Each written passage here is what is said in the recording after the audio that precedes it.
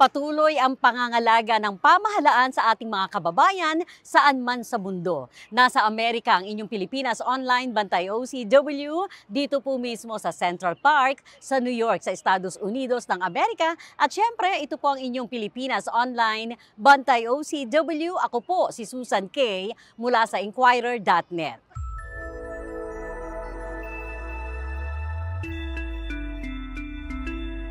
Makakasama natin, walang iba, ang tatay naman ng ating mga manggagawa mula po dito sa Amerika, si Labor Attaché Sol Dibris. Isa po siya sa mga kinikilala nating labat na hindi nalolobat. Labat, walang kalobat-lobat. Wala pa. Kaka-charge lang. Kaka-charge lang. O, galing ka pa ng Washington yan.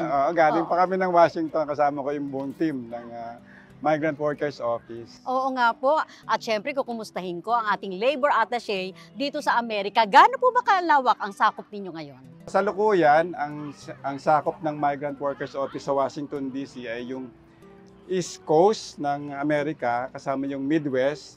We also cover Caribbean, the entire Caribbean region, plus yung Central America. Napakalaki. Oo. Buti nga, meron na tayong Migrant Workers Office sa Los Angeles. So sila naman yung nakakasakop sa West Coast, kasama dyan yung Hawaii and Guam. Oh, so at least, ang mahigit kalahati nandito pa rin nasa amin yung sa mahigit Philippine na Embassy. kalahati. Ilan po ang konsulado sa Amerika? Sa New York, sa Houston, meron tayo sa Chicago, San Francisco, Los Angeles, no?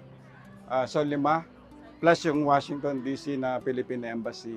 Meron pa tayong Agana pala in Hawaii. Sige nga po, educate natin ang ating mga kababayan, lalo na yung mga gustong-gustong mga ibang bayan. Ano nga ba, paano nagtatrabaho yung ating embahada at bakit maraming konsulado dito sa US? Siyempre, kailangan maraming presence ang gobyerno ng Pilipinas dito sa Amerika dahil meron tayong 4.5 million Pilipinos, no? Ito yung pinakamaraming Pilipino na bansa, no? Na hino-host. Kung susumahin, baka nga kulang pa, no, yung existing number of Philippine consulates. Kasi ang laki, 4.5 million. And other offices. Tapos, meron pa tayong mga honorary consulates. Meron tayo sa Georgia, sa Florida, no? So, kailangan pa rin talaga nating magtayo ng mga honorary consulates. Gawa ng hindi natin ma-reach lahat ng mga Pilipino. It's really humanly impossible, no, to reach every Filipino here in the United States. Ano po ba ang profile usually ng mga Pilipino dito sa Amerika? Of course, karamihan dito yung mga permanent residents na, no, yung marami din yung nag-naturalize na, no, naturalized American citizens na. Pero yung mga pumapasok dito, puro halos professionals. Nandyan yung mga nurses, nandyan yung mga teachers. Siyempre, meron din tayo sa IT, mga iba pang healthcare workers, no?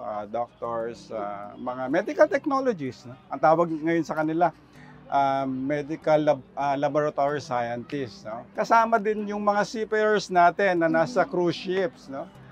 Meron pa tayong mga accountants, engineers, etc.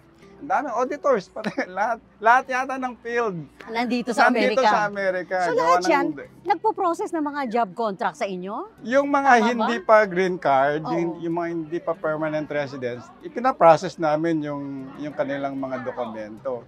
So yan yung mga merong temporary work visa, no? H-1B, lahat ng klaseng visa nandito rin sa Amerika. Iba't ibang letra yan. So meron din mga domestic helpers tayo, yung mga domestic helpers ng mga diplomats at saka nasa empleyado ng mga international organizations like United Nations, World Bank, IMF. Pero sir, yung mga domestic helpers na ito, direkta ito Di po ba na kinukuha? Hindi na ito dumadaan sa agency, tama ba ako? Kasi yung diplomats, exempted yan dun sa direct hiring ban policy ng gobyerno. So maaari silang mag-directly hire. Pero kung hindi diplomat yung employer, kailangan mayroong recruitment agency na pagdadaanan. So ano ba ang anong mga problema na kinakaharap ng mga Pilipino ngayon? Kasi 2024 na. Kung ikukumpara noong mga taon, maraming mga taon na nakararaan o bago pa sabihin natin ang COVID? Dito naman malakas yung enforcement ng labor laws. No? Hindi kami masyadong nakakarinig, no, ng problema sa kanilang mga employers. Well, may mga mangilan-ngilan na natatraffic, no? Napangakuan ng trabaho dito sa Amerika, pero pagdating dito, walang trabaho, no? Kumbaga, meron ding kuntsabahan, no? May connivance yung ibang mga nag-sponsor ng visa doon sa mga recruitment natin sa Pilipinas. Merong din nagrereklamo ng mga kulang din yung sweldo, maraming mahabang trabaho, the usual. But hindi siya masyadong prominent. Ang problema namin actually, yung mga workers natin sa Caribbean. Oh. Ang Caribbean kasi sakop nyo pa rin. Ano po namin usually yung Caribbean. problema doon? So nandyan yung turistang papasok sa bansa doon sa Caribbean region. Tapos maghahanap ng trabaho. Dahil wala silang tamang papeles, na-exploit sila. No? Kung pumapatol na lang sila sa kung anumang trabahong available. Susceptible sila doon sa abuso ba na hindi ka muna pasasweldohin o kaya sisingilin sila ng malaki, no? Kapalit ng tamang work permit. Anong solusyon nyo doon? Kami naman, we continue our representation to the host government. Kung may problema dyan at kinakailangan kami pumapel, kumbaga, mag-intervene. Siyempre, makikipag-ugnayan kami doon sa local authorities, doon sa bansang kanilang pinagtatrabahuan. Yung iba naman lumalapit sa amin para makauwi na lang sa Pilipinas. So yun, ginagawan din namin ng paraan. Binibigyan namin sila ng repatriation assistance. Ang tingin ko problema ng illegal recruitment ang pinakamalala. Pero in effect, sir, kung pumasok silang turista dito, hindi sila OFW. Hindi sila OFW. Oo. Sa definition naman nung batas na nag-create sa DMW, kino-consider na yung OFW na undocumented, no? Pumasok sa bansang pinagtatrabaho niya bilang turista, nakahanap ng trabaho, kino-consider na yun OFW under the law that created the Department of Migrant Workers. Ito yung bago, ha? Oo, Bago yan. undocumented OFW ang tawag doon. Kasama na yon sa jurisdiction namin. Dati, Department of Foreign Affairs ang may jurisdiction sa kanila. Pero ngayon sa amin na. So, hindi na ATN yun? Hindi na ATN yun. Ang talagang hindi na lang amin, yung permanent residence, yung green card holder.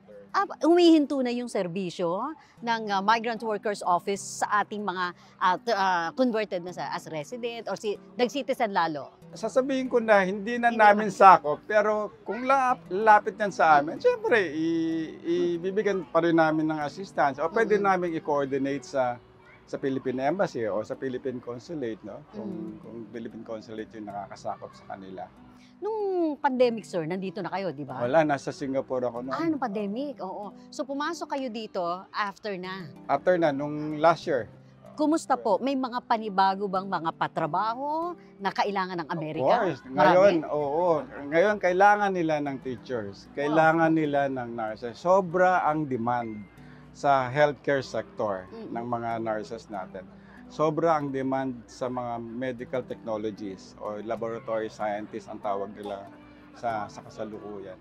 Mga teachers, actually kulang yung visa yung available visa ng Amerika para magamit sa pag-recruit nila ng mga foreign teachers. Kailangan magdagdag ng visa ang Amerika para mapuno nila yung shortage. So yung iba, gumagamit ng ibang uri ng visa, yung J1. Halimbawa, sa mga teachers kasi, H1B yung tawag yung H1B visa. Ito yung para sa mga professionals na temporary. Yung mga teachers, ay yung mga eskwelahan na nangangailangan ng teachers, gumagamit na ng ibang visa, like J1. J1 visa. Ito yung exchange visitor program. Ano rin naman, empleyado pa rin sila, pero may cultural exchange component yung programa, no? At walang pathway ito to citizenship or to green card, no? Pero yung H1B may pathway. Pero ginagamit na ng mga eskwelahan ito para makapag-recruit ng mga teachers mula sa Pilipinas. Kasi nga, ramdam nila yung shortage. Ay naku sir ha, ngayong narinig nila na marami ang pangangailangan sa Amerika. Alam mo na, naglipanan na naman dyan yung mga favorite. O paano maiiwasan itong mga illegal recruitment activities na naman ng ating mga kababayan knowing na maraming trabaho ang naghihintay dito. Kami, pinapalakas namin yung educational program namin. No? We keep on telling our kababayan na maging maingat, no? Doon sa mga nagre-recruit sa kanila. Kailangan i-check muna sa amin. Accredited ba itong recruiter na to? Accredited ba itong employer na to na gustong mag-recruit sa inyo? Meron ba silang partner agency sa Pilipinas? Kung wala, well, dapat magduda na sila. So, ang payo namin lagi, lumapit muna sa amin. I-check, i-verify. Wala namang bayad ito yung pagpapa-verify sa amin. Kung totoong legitimate employer or legitimate recruiter. So kung ang Pilipino nakatutok sa atin sa iba't ibang panig ng mundo, saan sila dapat ko-connect? Sa Migrant Workers Office, syempre. Okay. Yun ang kanilang yun ang kanilang kakampi, no? Kakampi nila yan sa mga illegal recruiters. Kung nasa Pilipinas naman sila, syempre lapit sila sa Department of Migrant Workers muna. Wag muna silang bara-bara, no? Wag muna silang mag-decide ng agad-agad. Kailangan i-check muna nila, siguraduhin muna nila yung kanilang recruiter ay ay tama at legitimate. Di ba sir, nauuso nga yung online recruitment scam na yan? Basta lang may magpapadala sa email, may job opening dito sa Amerika. O paano nila papatulan yan? Mag-verify muna, no? Still. Sa DMW o sa Migrant Workers Office. Huwag papatol. Dito sa Amerika, ako sa totoo lang, ang dami na naming na-receive, no, na complaint na meron silang ganitong recruitment activity online, Facebook o sa kung saan mang social media. Lagi namin sinasabi, magpa-verify muna kayo. I-check mo muna. I-check na muna ninyo kung totoo ito. Huwag papatol. Yun ang pinakamahalaga. Yun ang pinakamahalaga. May usually po yung mga recruitment fees. Yung recruitment fees, ang pinapatupad natin yung DMW Rules and Regulations, di ba? Pag pinapayagan sa host government, sa host country, yung collection ng placement fee, papayagan natin, pero may limitation. 1 month lang, equivalent to 1 month salary. Hanggang dun lang yung pwedeng i-collecta sa kanila. Siyempre, sagot ng employer yung airfare, sagot ng employer yung visa fee, no? Yung immigration fee, at kung ano pang mga related sa kanilang recruitment. Placement fee lang, at saka yung documentary cost, ang sagot ng mga workers.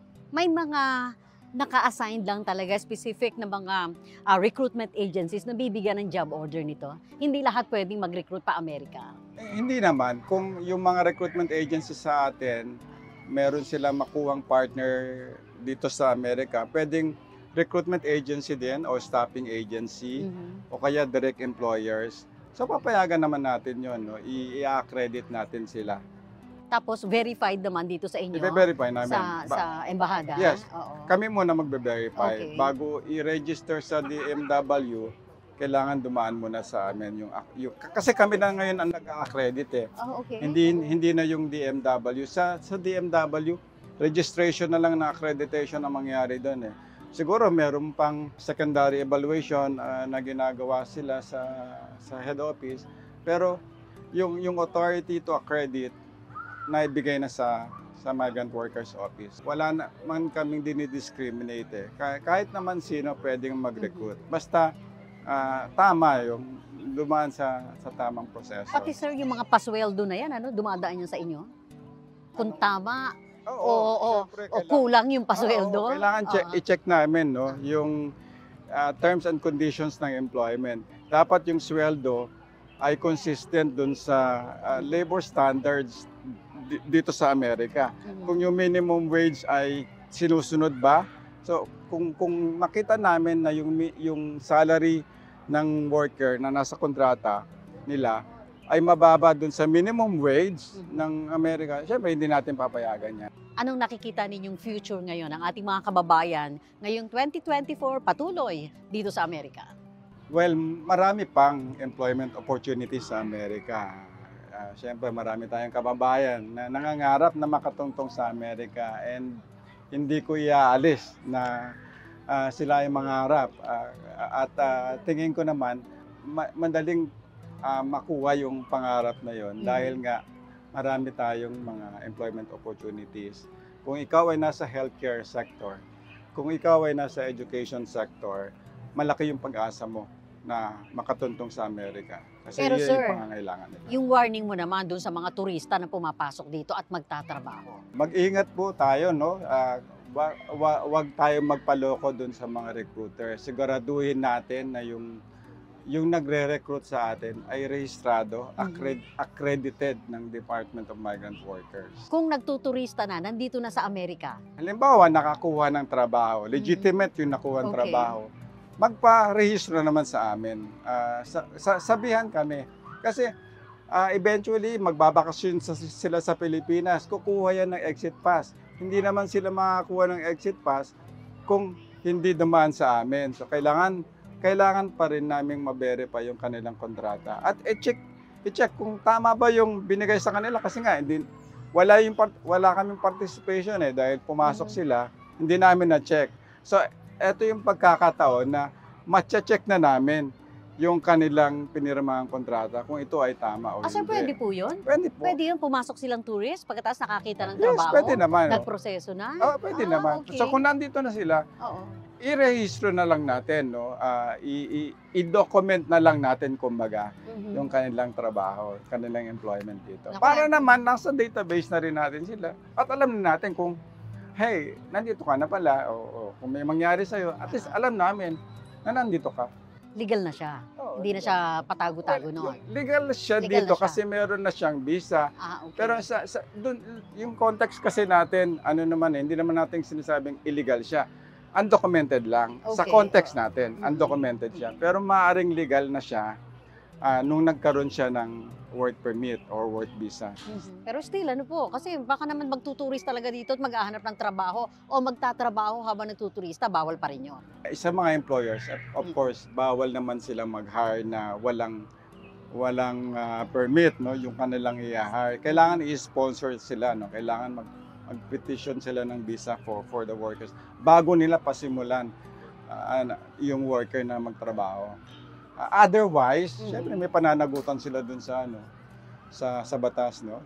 Labatsol, gaano kayo ka-busy sa buong taon? Itong ating Migrant Workers Office ng Amerika? Meron tayong mga pinupuntahang mga Caribbean countries and islands. Doon malaki yung pangangailangan ng ating mga kababayan para sa serbisyo namin. So halos wala rin kaming weekend dito sa Amerika. Akala siguro ng iba, masarap ang buhay Nagpapasarap. dito sa Amerika. Pero sa totoo lang po, sa laki ng sakop namin, wala na rin kaming oras para sa sarili namin. Sobrang trabaho, no? Panawagan o mensahe ninyo sa ating mga kababayan na nandito ngayon sa Amerika. At syempre, pati na sa mga nagnanais magtungo dito sa USA. Paulit-ulit namin sinasabi, mag-uingat po kayo sa mga pinapasok ninyong trabaho. Mag-iingat po kayo sa pakikipag-ugnayan ninyo dun sa mga gustong mag-recruit sa inyo. Baka po kayo ay nabibiktima na ng illegal recruiters o mga human traffickers. Kailangan po na malaman ninyo na nandito kami, ang Migrant Workers Office, sa lalim ng Philippine Embassy ay handa palagi po na tumulong sa inyo kung kinakailangan ninyo ng tulong. Maraming salamat, sir. Hanggang sa muli po. Mga kaibigan, sumainyo si Labor Attaché Sol De Vries, siyempre mula po dito sa Amerika kung saan nangangalaga ang ating Migrant Workers Office, kanyang mga paalala at mga job prospects ng USA. Pero naroroon po ang kanyang maibiging paalala sa ating mga kababayan na mag-ingat anuman ang inyong plano o pagpasok dito sa Amerika. Ito po ang inyong Pilipinas Online Bantay OCW mula sa Central Park dito sa New York, sa USA. Hatid sa inyo ng Pilipinas Online Bantay OCW. Ako po si Susan K para sa Inquirer.net.